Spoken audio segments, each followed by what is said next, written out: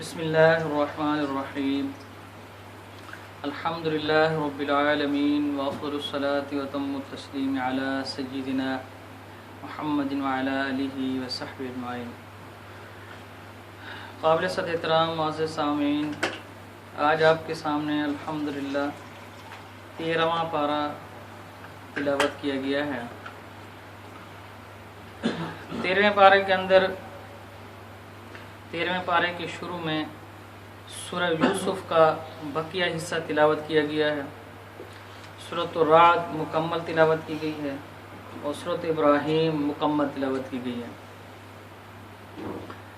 کل حضرت یوسف علیہ السلام کے حوالے سے بات ہوئی تھی اور میں نے جہاں بات ختم کی تھی کہ جب یوسف علیہ السلام کو جیل سے بادشاہ مصر عزیز مصر نکلواتا ہے تو یوسف علیہ السلام فرماتے ہیں کہ نہیں، ایسے نہیں نکلوں گا، نہیں ہونا تو یہ چاہیے تھا کہ آپ کو خوشی ہونی چاہیے، جلدی ہونی چاہیے تھی نکلنے کی، لیکن آپ نے فرمایا کہ پہلے وہ فیصلہ سنایا جائے، ان عورتوں کو بلایا جائے جس کی وجہ سے مجھے جیل کے اندر بھیجا گیا تھا، جس کی وجہ سے میں نے 8 یا 9 سال جیل کے اندر گزارے ہیں۔ تب وہ عورتوں نے آ کر کہا اور عزیز مصر کی بیوی نے بھی آ کر کہا کہ یہ سچے تھے، ہم خطا کار تھیں۔ اچھا، اب اس کے بعد تو یوسف علیہ السلام کو جو ہے وہ خوش ہونا چاہیے تھا، اور اس کے بعد جیسے عام طور پر دنیا کا معمول ہے کہ انسان بڑا بول بولتا ہے، لیکن جو عظیم لوگ ہوتے ہیں، جو بڑے لوگ ہوتے ہیں اللہ کی نظر میں، جو عظمت والے ہوتے ہیں، جتنا ان کو بلندی ملتی ہے، جتنا رفعت ملتی ہے، اتنا وہ عاجزی اختیار کرتے ہیں۔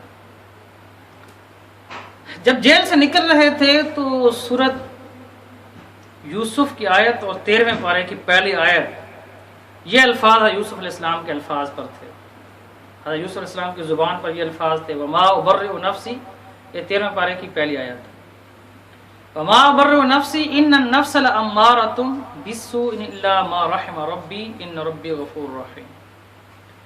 کہنے لگے کہ یہ جو جرم سے میں بچا ہوں، اس میں میرا کوئی کمال نہیں ہے، نفس تو ہے ہی اس لیے کہ یہ تمہیں بدی کی طرف، برائی کی طرف تمہیں لے جائے، لیکن یہ میرے رب کا کرم ہے کہ اس نے مجھ پر رحم کیا ہے۔ یعنی اللہ کی حمد و ثنا زبان پر ہے، عاجزی اختیار کر رہے ہیں اللہ کے سامنے، یا اللہ پھر بھی تیرا شکر ہے، تیری مہربانی ہے، تیرا رحم ہے کہ تو نے مجھے اس جرم سے تو نے بچایا ہے، میرا کوئی کمال نہیں تھا۔ اس کے بعد یوسف علیہ السلام کا استقبال کیا جاتا ہے، عزیز مصر بڑے استقبال کے ساتھ ان کو لاتے ہیں، اور بالآخر ان کے ہاتھوں میں خزانے اور ان کے پاس خزانے کا اختیار دے دیا جاتا ہے، اور کچھ عرصے بعد ہی ان کو مکمل اقتدار دے دیا جاتا ہے یوسف علیہ السلام۔ یعنی یہ آیات ہیں جو 13ویں پارے کی شروع والی، ان کے اندر یہی ذکر کیا گیا۔ اب وہ جو خواب آیا تھا، اب وہ یوسف علیہ السلام کے زمانے میں وہ 7 سال قحط والے آ گئے۔ اب صرف مصر سے غلہ مل سکتا تھا، اور وہ انہوں نے اسی حکمت پر کام کیا جو یوسف علیہ السلام نے بتایا تھا کہ گندم اتنی نکالنی ہے جتنی استعمال کرنی ہے، باقی بالیوں کے اندر، سٹوں کے اندر رکھنی ہے۔ اب یہاں سے ان کے بھائی، پہلے صرف 10 بھائی آئے تھے، بنیامین کو نہیں لے کر آئے تھے۔ فلما داخلوا علی یوسف آوا الیہ، یعنی اس سے پہلے جو آیات ہیں اس کے اندر یہ بتایا گیا ہے کہ یہ پہلے 10 بھائی آئے اور ان نے آ کر غلہ لیا، تو یوسف علیہ السلام نے ان کو پہچان لیا تھا، لیکن وہ نہیں پہچان پائے تھے. تو یہ 10 بھائی کہنے لگے کہ ہمارے ایک بھائی ہیں اور ایک بوڑھے والد ہیں، بوڑھا باپ ہے، آپ وہ آ نہیں سکتے، ان کا حصہ بھی دے دیجیے. تو یوسف علیہ السلام نے ان کا حصہ بھی دے دیا، اور یہ جو قیمت لائے تھے گندم کی دینے کے لیے وہ قیمت بھی چپکے سے ان کی بوریوں میں دوبارہ رکھ دی گئی. لیکن ساتھ یہ یوسف علیہ السلام فرمایا کہ آج تو میں بنیامین اور آپ کے والد کا حصہ دے رہا ہوں، چلو آپ کے والد کا عذر تو قابل قبول ہے، بوڑھے ہیں، لیکن اگلی دفعہ جب آنا ہے تو بنیامین کو لسات لے کر آنا ہے، ورنہ اس کا حصہ نہیں ملے گا. تو اس کے بعد دوسری دفعہ جب آنے لگے تو حضرت یعقوب علیہ السلام کے پاس گئے. تو یعقوب علیہ السلام سے عرض کرنے لگے کہ ابا یا رسول اللہ، یعنی قرآن میں تو کوئی لفظ نہیں ہے کہ انہوں نے کیا لفظ کہا، لیکن یہ ہے کہ یعقوب علیہ السلام کا نام آتا ہے اور ان کے بیٹوں کا نام آتا ہے. لیکن جس انداز میں انہوں نے کہا کہ ہمارے ساتھ بنیامین کو بھیج دیجیے. تو یعقوب علیہ السلام نے فرمایا کہ نہیں، میں نہیں بھیجتا اس کو. یعنی اس کے بعد پھر انہوں نے کہا کہ وہ حصہ نہیں دیتے، ہم مکمل حفاظت کے ساتھ ان کو لے جائیں گے ساتھ. اب یہ جب بنیامین کو لے کر یہ داخل ہوئے یوسف علیہ السلام کے پاس، تو فلما دخلوا علی یوسف آوی الیہ اخاہ قال انی انا اخوک فلا تبتئس بما كانوا یعملون. تو یوسف علیہ السلام نے اپنے بھائی کو علیحدہ کیا اور ان سے کہا کہ میں یوسف آپ کا بھائی ہوں. تو اس کے بعد جب ان کو غلہ دینے لگے، گندم دینے لگے، تو شاہی پیمانہ جو تھا، شاہی پیمانہ جس سے وہ پیمائش کر کے دی جاتی تھی چیز، وہ بنیامین کی بوری کے اندر رکھ دیا گیا. یہ اللہ کی طرف سے حکم تھا، قرآن کہتا ہے فلا تبتئس بما كانوا يعملون فلما جهزهم بجهازهم جعل السقاية في رحل أخيه ثم أذن مؤذن أيتها العير. تو جب وہ جا رہے تھے تو اذن مؤذن، بلانے والے نے، پکارنے والے نے پکارا، ایتها العير، وہ قافلے والو، انکم لسارقون، تم سے چور ہو.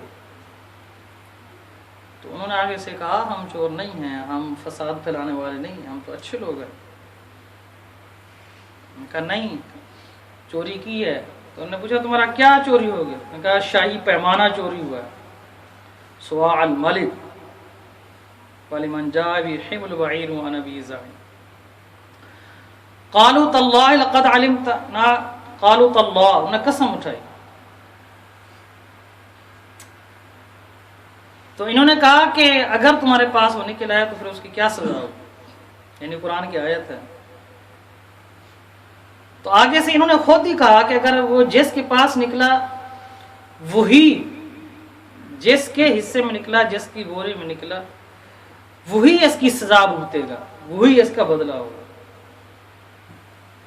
تو کھولا گیا بوری کو، تو بنیامین کی بوری سے سواع الملک، تو وہ نکلا شاہی پیمان.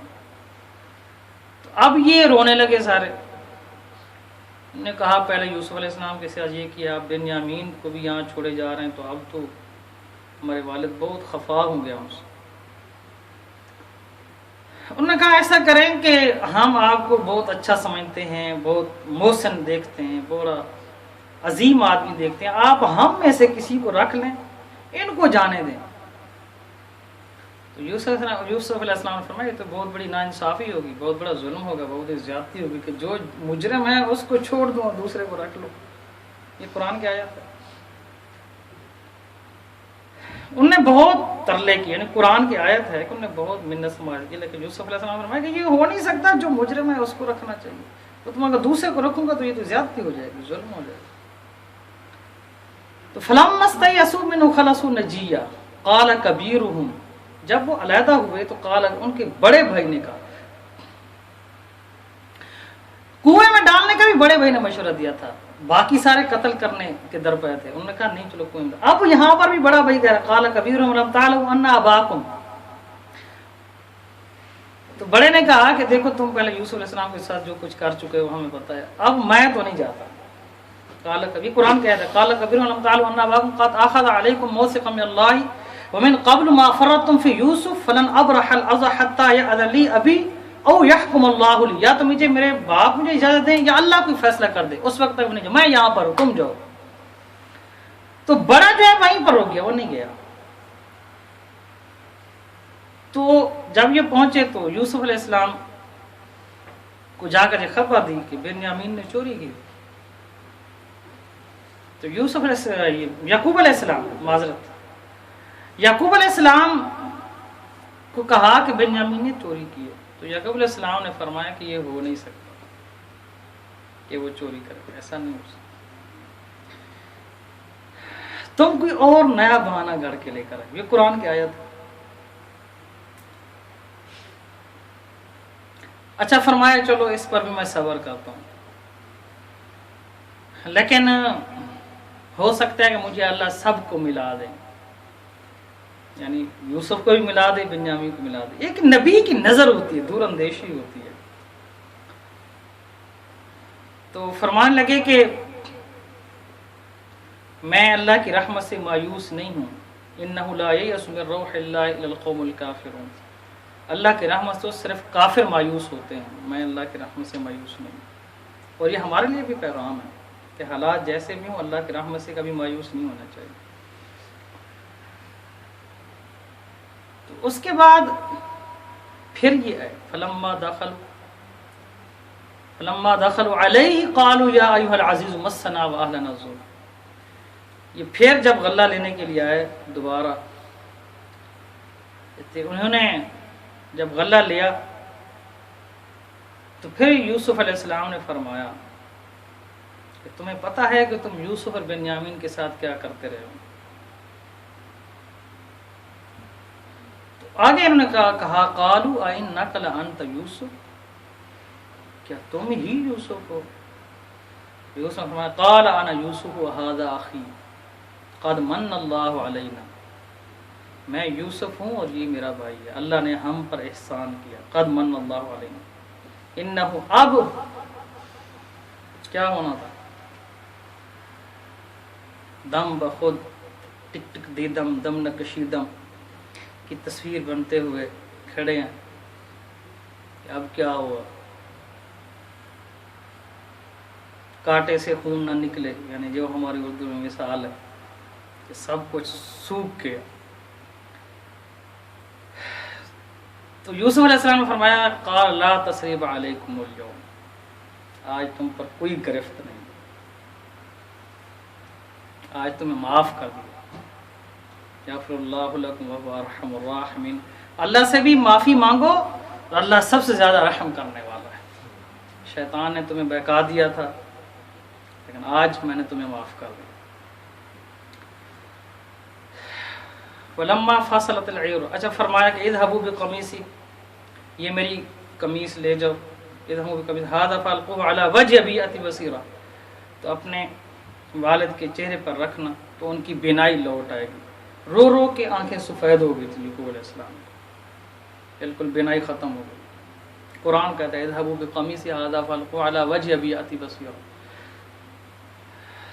تو جب یہ قمیص لے کر چلے یہاں سے مصر سے، تو قرآن کی آیت ہے، رکوع شروع ہو رہا ہے، ولما فصلت العیر قال ابوہم، جب قافلہ روانہ ہوا یہاں سے، قال ابوہم، یعقوب علیہ السلام نے فرمایا انی لاجد ریح یوسف، میں یوسف کی خوشبو محسوس کر رہا ہوں، لولا ان تفندون، اور اگر تم یہ نہ سمجھو کہ بوڑھا ہو گیا ہے اور ادھر ادھر کی باتیں کرنے لگا ہے، میں یوسف کی خوشبو محسوس کر رہا ہوں۔ یہاں پر ایک باریک سا نقطہ ہے میں آپ لوگوں کو سمجھانا چاہتا ہوں، ویسے تو درمیان میں وہ بات میں کر رہا ہوں۔ کسی نے یعقوب علیہ السلام سے بعد میں سوال کیا تھا کہ جب وہ مصر سے چلے ہیں، مصر اور کنعان کے درمیان تو بہت بڑا فاصلہ ہے، سینکڑوں ہزاروں میل کا فاصلہ، اس وقت وہاں سے چل رہے ہیں اور آپ اس یوسف کی خوشبو محسوس کر رہے ہیں قمیص کو دیکھ کر، لیکن جب یوسف علیہ السلام کو کنویں میں پھینکا جا رہا تھا، وہ تو گھر سے تھوڑا سا دور تھا، اس وقت آپ نے کچھ محسوس نہیں کیا۔ تو یعقوب علیہ السلام نے تو جس انداز سے جواب دیا ہوگا، شاعر نے، ایک فارسی شاعر ہے، اس جواب کو شعر کے اندر ڈالا ہے یعقوب علیہ السلام نے فرمایا، یعنی شاعر اپنے زبان میں کہتا ہے فارسی میں، گہے بر تارم اعلیٰ نشینم گہے بر پائے خود نبینم۔ یعقوب علیہ السلام نے فرمایا کہ انسان کی یہ شان ہے کہ گہے بر تارم اعلیٰ نشینم، کہ کبھی کبھی وہ بلند آسمانوں پر بیٹھا ہوتا ہے، گہے بر پائے خود نبینم، اور کبھی کبھی وہ اپنے پاؤں کو بھی نہیں دیکھ سکتا۔ میں اس کو اور کھولتا ہوں۔ نبی کریم صلی اللہ علیہ وسلم کے دور میں حضرت حنظلہ رضی اللہ عنہ ایک صحابی رسول ہیں، وہ باہر نکلے اور اپنے آپ کو یہ کہنا شروع کر دیا حنظلہ منافق ہو گیا۔ یہ بات یاد رکھنا، جہاں میں نے چھوڑی ہے وہاں سے پھر شروع کروں۔ حنظلہ منافق، یہ جو درمیان میں یہ آیا نا کہ نیل اجد ریح یوسف، میں یوسف علیہ السلام کی خوشبو محسوس کر، اس کو ذرا کھول رہا ہوں۔ اور جس نے یعقوب علیہ السلام سے سوال کیا کہ جب کنویں پھینکا جا رہے ہو تو گھر سے قریب ہے، اور وہ وہاں سے ہزاروں میل دور سے چل رہے ہیں، وہاں آپ خوشبو محسوس کر رہے ہیں۔ تو جب حنظلہ رضی اللہ عنہ گھر سے باہر نکلے تو اپنے بارے میں یہ کہنا شروع کر دیا، حنظلہ منافق ہو گیا، حنظلہ منافق ہو گیا۔ حضرت ابوبکر صدیق رضی اللہ عنہ پاس سے گزرے اور سنا کہ حنظلہ رضی اللہ عنہ اپنے بارے میں یہ کہہ رہے، تو فرمانے لگے حنظلہ تمہیں پتہ ہے کہ تم کیا کہہ رہے ہو؟ منافق کہہ رہے ہو اپنے آپ کو، جو کافر سے بھی اگلا درجہ ہے۔ تو حنظلہ رضی اللہ عنہ نے فرمایا ہاں مجھے پتہ ہے میں کیا کہہ رہا ہوں۔ جلیل القدر صحابی تھے، معتبر صحابی تھے۔ فرمانے لگے کہ ابوبکر دیکھو، جب ہم حضور کی مجلس میں ہوتے ہیں تو ہماری حالت یہ ہوتی ہے کہ اتنے سکون کے ساتھ، اتنے ادب اور اتنے احترام کے ساتھ بیٹھے ہوتے ہیں کہ ہمارے کندھوں پر آ کر پرندے بیٹھ جاتے ہیں کہ یہ کچھ ستون ہے، ہم ہلتے نہیں۔ ہماری کیفیت یہ ہوتی ہے کہ دائیں طرف جنت ہے اور بائیں طرف جنت۔ یہ ذرا مشکل موضوع ہے، میں یہ سمجھانے کی کوشش کروں، اس کو سمجھنے کی کوشش کروں۔ حضرت رضی اللہ فرمانے لگے کہ دائیں طرف ایسا ہوتا ہے کہ جنت ہے، بائیں طرف جہنم ہے۔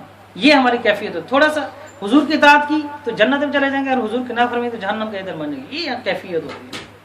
لیکن جب ہم گھر میں آتے ہیں تو یہ کیفیت نہیں ہوتی، بال بچوں کے ساتھ، بیوی بچوں کے ساتھ کھیلتے ہیں تو وہ کیفیت ختم ہو جاتی جو حضور کی مجلس میں ہوتی ہے۔ تو حضور کی مجلس میں کچھ، گھر میں کچھ، یہی تو منافقت ہے۔ یہ نہیں کہ کوئی جرم کیا تھا، کچھ بھی نہیں کیا تھا، صرف کیفیت کہہ رہے ہیں کہ حضور کی مجلس میں ایمان کی کیفیت اور ہوتی ہے، گھر میں آتے ہیں تو کیفیت اور ہو جاتی ہے۔ حضرت ابوبکر صدیق رضی اللہ عنہ نے فرمایا کہ اے حنظلہ یہ تو میرے ساتھ بھی ہے، جب میں حضور کی مجلس میں ہوں جو کیفیت وہاں ہوتی ہے وہ کیفیت گھر میں نہیں ہوتی۔ دونوں چل پڑتے ہیں حضور علیہ الصلوۃ والسلام کے پاس۔ نبی رحمت صلی اللہ علیہ وسلم کو آ کر اپنی بات بتاتے ہیں تو محمد رسول اللہ صلی اللہ علیہ وسلم خوش ہوتے ہیں اور فرماتے ہیں یہی تو ایمان ہے۔ اگر وہ کیفیت جو تمہاری میری مجلس میں ہوتی ہے وہی کیفیت اگر ہر جگہ ہو تو پھر تو فرشتے تمہیں راستوں میں آ کر سلام کریں، پھر تمہارے بستروں اور فرشتے آ کر سوئیں، تم اتنا بلند ہو جاؤ۔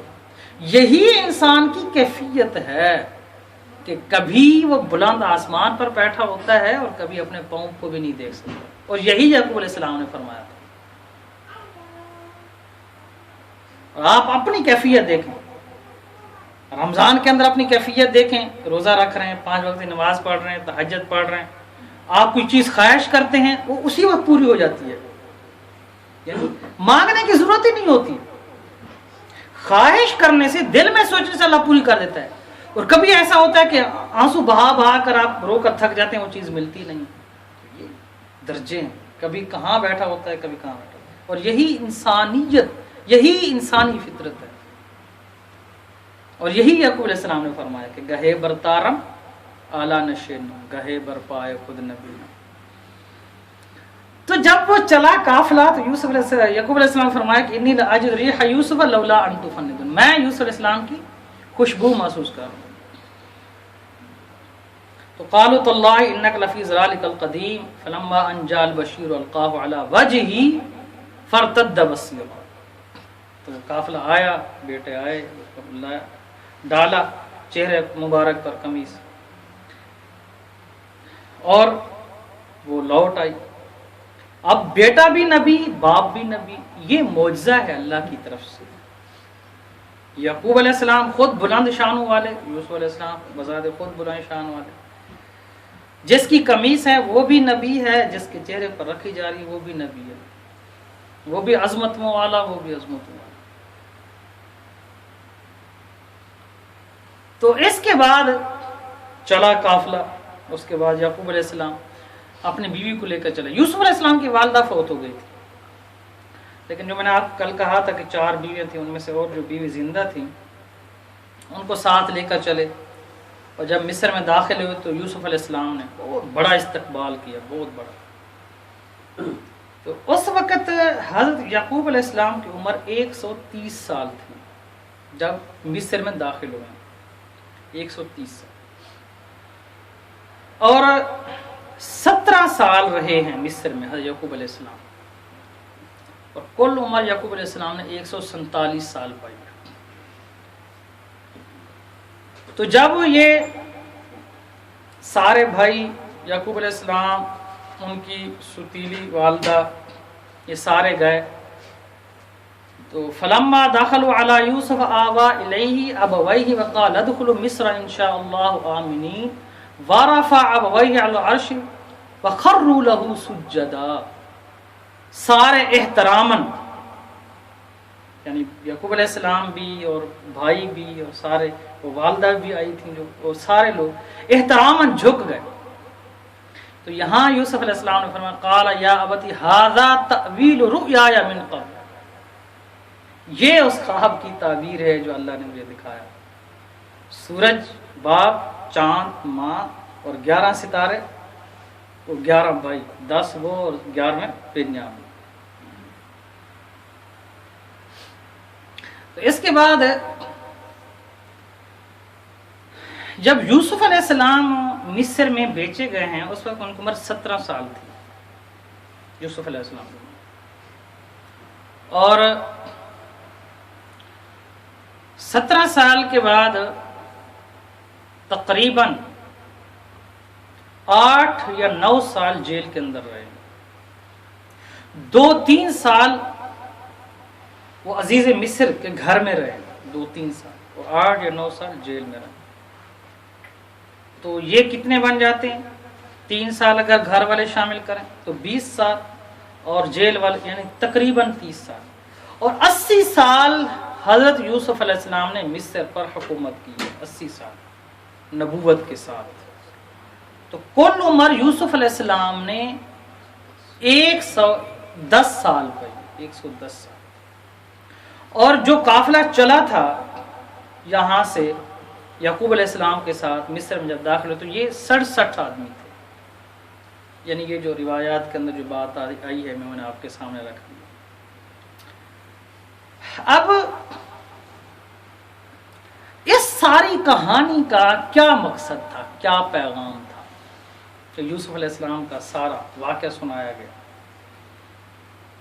محمد الرسول اللہ صلی اللہ علیہ وسلم پر یہ واقعہ، یہ تو پہلے تو شان نزول میں نے آپ کو بتا دیا کہ انہوں نے سوال کیا کہ مصر میں بنی اسرائیل کیسے داخل ہوئے، تو آپ اللہ تعالیٰ نے نبی کریم صلی اللہ علیہ وسلم پر پورا واقعہ ہی بیان کرتا ہے، یہ نہیں بتایا کیسے داخل ہوئے، پوری ہسٹری رکھ دی اور پوری صورت نازل کر دی۔ اور یہ قرآن مجید کی وہ ایک اکیلی صورت ہے جس میں ایک قصہ ترتیب کے ساتھ چلتا ہے، درمیان میں کوئی اور چیز نہیں آتی، ورنہ باقی ایسی کوئی صورت نہیں۔ ایک مضمون بیان ہوگا، پھر دوسرا آ جائے گا، پھر تیسرا آ جائے گا، ایک رقم ایک مضمون ہوگا، دوسرے رقم میں دوسرا مضمون ہوگا، تیسرے رقم میں تیسرا، کچھ آیات میں ایک بات چلے گی، کچھ آیات میں دوسری بات شروع ہو جائے گی۔ لیکن یوسف علیہ السلام کا واقعہ جو ہے یہ شروع سے آخر تک ایک ترتیب کے ساتھ چلتا ہے۔ نبی کریم صلی اللہ علیہ وسلم اور کفار مکہ کو یہ بتایا جا رہا ہے کہ جس طرح یوسف علیہ السلام کامیاب ہوئے تھے، ان کے بھائی ناکام ہوئے تھے، ان کو تکلیفیں دی، اذیتیں دی، کنویں پھینکا گیا، بیچے گئے، اللہ تعالیٰ نے اقتدار بھی دیا، نبوت دی، بالآخر ان کے بھائی ان کے سامنے شرمسار، نادم، شرمندہ ہو کر کھڑے ہوئے تھے۔ بالآخر ایسا ہی ہوگا۔ آج تم نبی کریم صلی اللہ علیہ وسلم کو مکہ سے نکال رہے ہو، سر کی قیمتیں لگا رہے ہو، غاروں میں وہ چھپ رہے ہیں، مدینہ ہجرت کر رہے ہیں، مدینہ کی اینٹ سے اینٹ بجا رہے ہو، لیکن ایک وقت آئے گا کہ مکہ والوں جس طرح یوسف علیہ السلام کے بھائی ناکام ہوئے تھے، شرمندہ ہو کر کھڑے ہوئے تھے، اس طرح محمد رسول اللہ صلی اللہ علیہ وسلم کامیاب ہوں گے اور تم ان کے سامنے شرمندہ ہو کر کھڑے ہو گے۔ یہ مقصد ہے پورے واقعے کا، اور یہ ہو کر رہا۔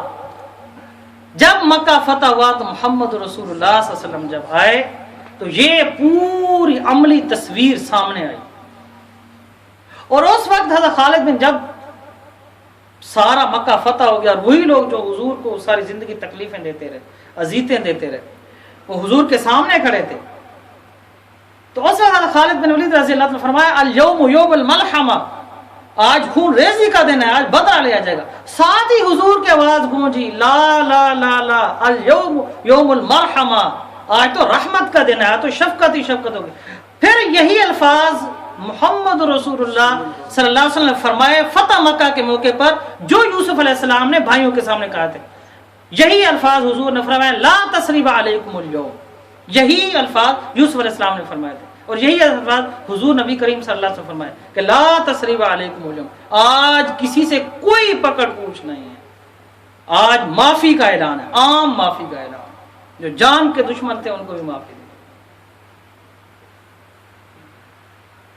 یہ انبیاء کا طرز زندگی ہے، یہ محمد رسول اللہ صلی اللہ علیہ وسلم کی سیرت ہے۔ اس کے بعد سورۃ الرعد ہے۔ رعد یہ بھی مکی سورت ہے، مکہ میں نازل ہوئی، مکہ کے آخری دور میں نازل ہوئی۔ رعد کہتے ہیں کڑک کو، جو بادلوں کی کڑک ہوتی ہے نا، گرج ہوتی ہے، اس کو رعد کہتے ہیں۔ تو اس سورت کے اندر رعد، بادلوں کی گرج، بادلوں کی کڑک کا ذکر آیا ہے، تو اس مناسبت سے اس سورت کا نام سورۃ الرعد رکھا ہے۔ اور جب بادل گرجتے ہیں، قرآن یہ کہتا ہے کہ جب بادل گرجتے ہیں تو وہ اللہ کی تسبیح بیان کر رہے ہوتے ہیں، اللہ کی حمد بیان کر رہے ہوتے ہیں، یعنی گرج کی جو آواز ہوتی ہے اس میں وہ اللہ کی حمد بیان کر رہے ہوتے ہیں، اور فرشتے ساتھ اللہ کی حمد بیان کر رہے ہوتے ہیں۔ اور شروع میں پوری کائنات کو اللہ تعالیٰ دکھاتا ہے کہ یہ دیکھو، اور اس کائنات کو دیکھ کر مجھے پہچانو۔ پھر انبیاء کا تذکرہ بھی ہے، کائنات کا تذکرہ بھی ہے سورۃ الرعد میں، اور یہ بھی کہا گیا ہے ان اللہ لا یغیر ما بقوم حتی یغیروا ما بانفسہم، یہ آیت بھی سورۃ الرعد کے اندر ہے۔ اللہ فرماتا ہے کہ جب تک کوئی قوم اپنے آپ کو تبدیل نہیں کرتی، اللہ کی یہ سنت نہیں ہے کہ وہ خود قوم کو تبدیل کرے، جب تک خود احساس پیدا نہیں ہوتا۔ خدا نے آج تک اس قوم کی حالت نہیں بدلی، نہ ہو جس کو خیال آپ اپنی حالت کے بدلنے کا۔ خود جب تک احساس پیدا نہیں ہوتا، اللہ سے مانگتے نہیں ہے، طلب نہیں ہے، تڑپ نہیں ہے، تو اس وقت اللہ تعالیٰ اس قوم کی حالت نہیں تبدیل کرتا۔ اور ساتھ یہ پیغام بھی دیا گیا کہ الا بذکر اللہ تطمئن القلوب، یہ آیت بھی سورۃ الرعد کے اندر ہے کہ ہاں یہ پیغام سن کر جاؤ، دنیا کے اندر سکون تلاش کرنے والے، عیش و عشرت لینے والے، مزے و سکون حاصل کرنے والے، دنیا میں یہ چیز نہیں ملے گی۔ پوری دنیا حاصل کر بھی لو تب بھی کتنے دنوں تک موت آ کر ختم کر دے گی۔ ہاں اگر کچھ لینا چاہتے ہو تو الا بذکر اللہ، اللہ کا ذکر، یعنی ذکر سے مراد یہ ذکر ایک بہت بڑا معنی ہے، اس میں قرآن بھی شامل ہے، اس میں نماز بھی شامل ہے، اس میں رب کی بندگی بھی شامل ہے، یعنی الا بذکر اللہ تطمئن القلوب، اللہ کا ذکر کے اندر ہی دلوں کا اطمینان۔ اور اس کے بعد سورۃ ابراہیم ہے۔ سورۃ ابراہیم، اس کے اندر حضرت ابراہیم علیہ السلام کا ذکر آیا ہے، اس مناسبت سے اس کا نام سورۃ ابراہیم رکھا گیا۔ تو اس کے اندر شروع میں اللہ تعالیٰ نے یہ بھی بتایا وَإِن تَعَذَّنَ رَبُّكُمْ لَئِن شَكَرْتُمْ لَأَزِيدَنَّكُمْ وَلَئِن كَفَرْتُمْ إِنَّ عَذَابِي لَشَدِيدٌ، کہ میرا شکر بجا لاؤ، ہمیشہ میرا شکر بجا لاؤ، میرا شکر بجا لاؤ گے، لَئِن شَكَرْتُمْ لَأَزِيدَنَّكُمْ، میں تمہیں بڑا چڑھا کر دوں گا، وَلَئِن كَفَرْتُمْ، اور اگر میری ناشکری کرو گے تو إِنَّ عَذَابِي لَشَدِيدٌ، پھر میرا عذاب بہت سخت ہے، وہ بھی چھین لوں گا جو تمہیں دیا ہوا ہے۔ وہ ایک مشہور حدیث جو حدیث قدسی ہے، جو حضور نبی کریم صلی اللہ علیہ وسلم نے فرمایا کہ اللہ کہتا ہے ایک تیری چاہت ہے اور ایک میری چاہت ہے، یہ اللہ کہتا ہے، ہوگا وہی جو میری چاہت ہے، لیکن اگر تو وہ کرے گا جو میری چاہت ہے تو میں تمہیں وہ بھی عطا کروں گا جو تیری چاہت ہے، لیکن اگر تو وہ کرے گا جو تیری چاہت ہے تو میں وہ بھی چھین لوں گا جو تیری چاہت ہے، اور میری چاہت تو پوری تو نے کی نہیں ہوگی۔ تو اللہ کی چاہت کو پورا کریں گے تو وہ بھی عطا ہوگا جو آپ کی چاہت ہے۔ اللہ تو صرف قربانی مانگتا ہے، لیتا نہیں ہے۔ میں نے پہلے اس پر بات کی ہے کہ جب آپ تیار ہو جاتے ہو پھر اللہ سب کچھ عطا کر دیتا ہے۔ اور اس صورت کے اندر ایک یہ بات بتائی گئی کہ جو نیکی ہے، نیکی، اچھا کلمہ، کلمہ طیبہ، اچھا کلمہ کو ایک اچھے درخت کے مشابہ بتایا گیا کہ وہ درخت جو ہریالی لاتا ہے، جو خوشبو لاتا ہے، جس کی جڑیں نیچے گہری ہوتی ہیں، جس کی کونپلیں بہت اوپر ہوتی ہیں، اور برے کلمے کو گندے درخت کے ساتھ مشابہت دی گئی ہے، گندے درخت کے ساتھ کہ جو بدبو لاتا ہے، کانٹے لاتا ہے، جھاڑیاں لاتا ہے۔ اور اس کے بعد حضرت ابراہیم علیہ السلام کا تذکرہ ہے، اور حضرت ابراہیم علیہ السلام کے آخر میں دعا کو بھی ذکر کیا گیا، الحمدللہ الذی وہب لی علی الکبر اسماعیل و اسحاق ان ربی لسمیع الدعاء رب اجعلنی مقیم الصلاۃ ومن ذریتی، جو ہم نماز میں پڑھتے بھی ہیں۔ اس کا تذکرہ کیا گیا ہے حضرت ابراہیم علیہ السلام کی دعا کا کہ جو اللہ تعالیٰ سے مانگی تھی انہوں۔ وَإِذْ قَالَ إِبْرَاهِيمُ رَبِّ اجْعَلْ هَذَا الْبَلَدَ آمِنًا، یہ ابراہیم علیہ السلام کی دعا ہے کہ یا اللہ اس شہر کو یعنی مکہ کو امن کا گہوارہ بنا، اور انشاءاللہ یہ قیامت تک امن ہی رہے گا، اس میں اس کی کوئی ٹینشن نہیں ہے، کیونکہ یہ قرآن نے کہہ دیا ہے اور ابراہیم علیہ السلام کی دعا قبول ہوگی۔ دوسرا کہا کہ یا اللہ اس کے اندر رزق کی فراوانی کر دے، قیامت تک رزق وہاں بے بہا رہے گا، ہر قسم کا پھل ملے گا، ہر قسم کی ہر چیز ملے گی، چاہے موسم ہو یا نہ ہو، یہ قرآن نے کہا ہے۔ وَإِذْ قَالَ إِبْرَاهِيمُ رَبِّ اجْعَلْ هَذَا الْبَلَدَ آمِنًا وَاجْنُبْنِي وَبَنِيَّ أَن نَّعْبُدَ الْأَصْنَامَ، اور یہاں بتوں کی عبادت نہ ہو، یہ یعقوب علیہ السلام نے دعا کی ہے۔ تو ہمارے لیے یہ پیغام ہے کہ ہم قرآن کو سمجھیں، قرآن کو پڑھیں، قرآن کے ساتھ اپنا تعلق مضبوط کریں اور اس پر عمل کریں، تو اسی کے اندر کامیابی ہے، اسی کے اندر راحت ہے، اسی کے اندر سکون ہے، اسی کے اندر خوشی ہے، اسی کے اندر ترقی ہے، اسی کے اندر رزق ہے، اور اسی کے اندر امن ہے۔ اللہ سے دعا ہے کہ اللہ تعالی ہم سب کا حامی ناصر ہو۔ اقول قولی ھذا استغفر اللہ لی ولکم ولسائر المسلمین۔